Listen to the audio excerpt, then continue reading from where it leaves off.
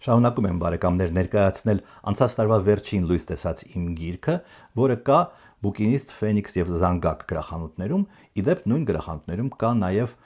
իմ նախորդ գրքերից մեկը Մոցարտի մասին։ Այս գրքի վերնագիրն է, հիշեցնեմ, առաջնային պայծառության ճանապարհով, իսկ ենթավերնագիրը ազատ գրառումներ քաղաքական գաղափարների մասին։ Շատ կարճ ներկայացնեմ 4-րդ գլուխը, որի վերնագիրն է Մոդեռնիզմի եւ արխայիկայի ճոճանակը,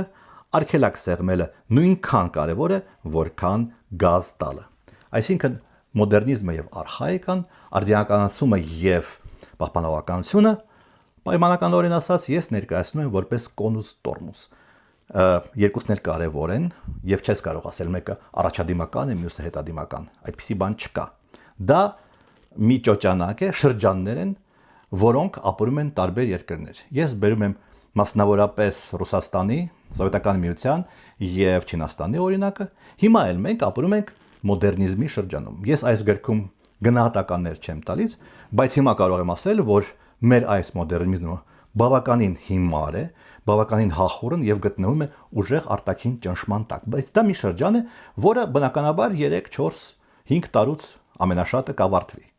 Միացյալ Նահանգներում արդեն ավարտվել է։ Իսկ եթե այնտեղ հաղթի Վենսը 28 թվականին, ապա մոդեռնիզմի